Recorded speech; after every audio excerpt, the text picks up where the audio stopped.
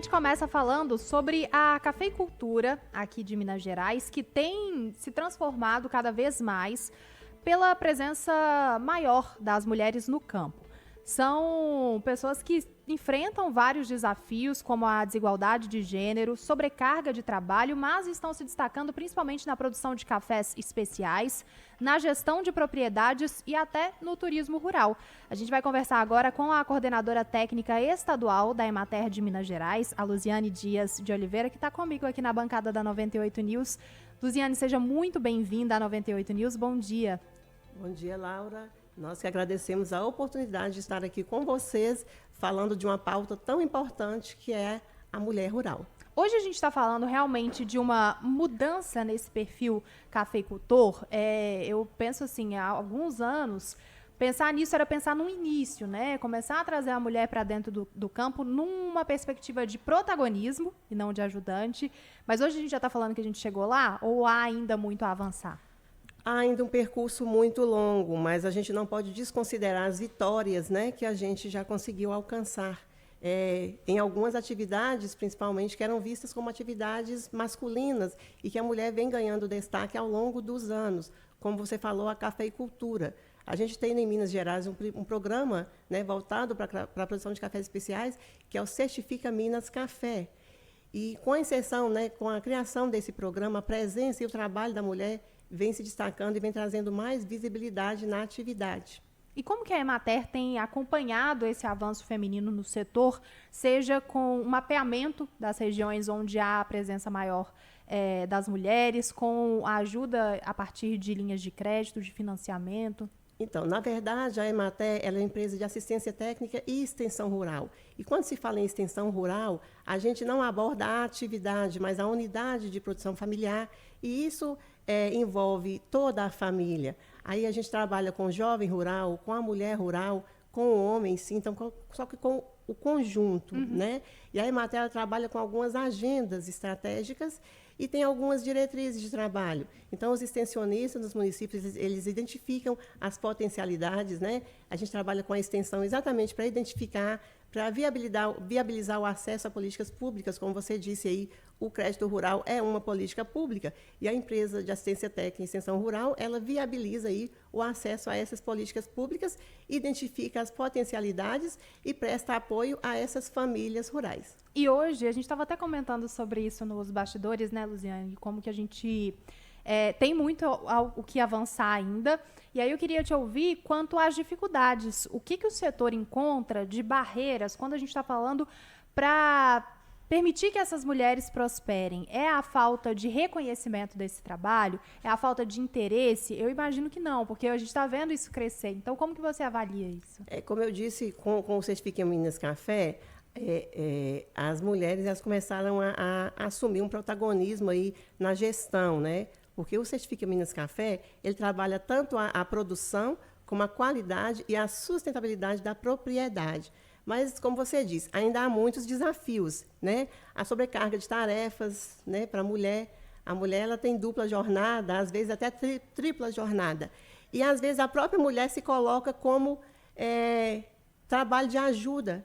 A gente, às vezes, conversando, né, com a mulher na unidade familiar, ela fala, eu ajudo meu marido. Quando você vai ver, ela realiza 50% ou mais das ações de toda a cadeia produtiva e ela própria se coloca como trabalho de ajuda. Então, ainda há essa invisibilidade, a gente vem avançando, mas não podemos também, né, desconsiderar que ainda existe essa invisibilidade, o acesso a algumas políticas públicas ainda precisa avançar muito em se tratando das mulheres. Já tivemos alguns avanços, por exemplo, no PENAE, que é o Programa Nacional de Alimentação Escolar, a gente já tem aí prioridade para grupos formais e informais constituídos por mulheres que agora estão de igual para igual com assentados, quilombolas, por exemplo, que têm preferência aí no programa, né? No caso de comercialização individual também, a gente tem a lei que prevê que pelo menos 50% das vendas para o PENAE daquela família seja em nome da mulher.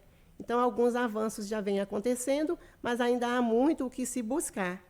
E hoje a gente está falando de pensar nesse setor, nesse gênero, como um retorno também financeiro, Porque eu penso assim, a gente tem uma população que é ativa e que tem esse interesse de entrar no meio rural, ou que já está lá e não é reconhecido, e a gente está perdendo, de certa forma, ativa no Estado, né? Exatamente. A Emater, ela está presente aí em 25%, aliás, em 819 dos 853 municípios do estado de Minas Gerais.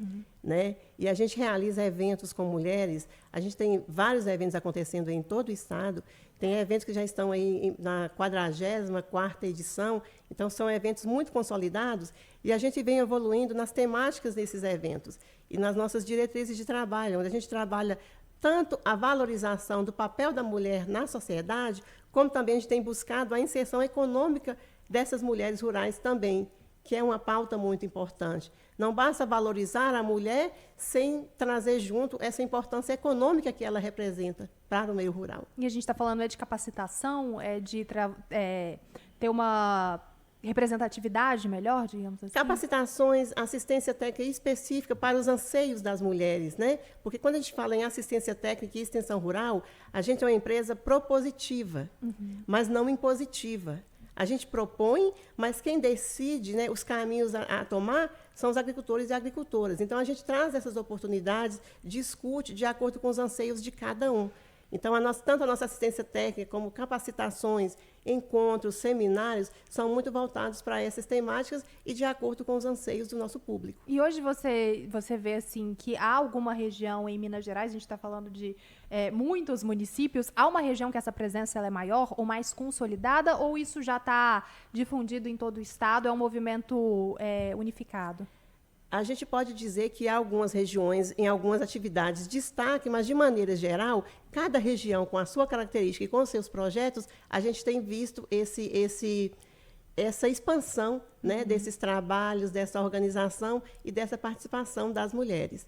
Mas cada região do nosso estado é muito extenso, cada região do estado, né, tem a sua aptidão, mas em todo o estado a gente tem trabalhos muito significativos aí com as mulheres.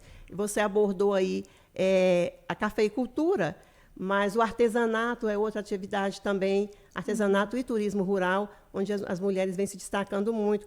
A própria agroindústria, eu abro um parêntese, para o avanço da participação das mulheres na produção de queijos artesanais, inclusive ganhando prêmios em concursos aí renomados. Legal demais. Essa Luziane Dias de Oliveira, coordenadora técnica estadual da Emater de Minas Gerais. Luziane, muito obrigada pela presença aqui na 98 News. Espero que em próximas conversas, que com certeza teremos, a gente possa falar ainda mais sobre avanços e mais ainda da presença feminina nesse setor que é tão importante. Obrigada. A gente está à disposição, acho que é importante trazer essas temáticas, né? Abordar, talvez, numa outra conversa, a importância da mulher nesse processo sucessório. A gente tem visto o envelhecimento do campo, né? A Emater tem hoje projeto específico, programa específico para a juventude rural, que é outra pauta muito importante para a gente estar discutindo. E, nesse processo de sucessão, mais uma vez, a mulher é imprescindível.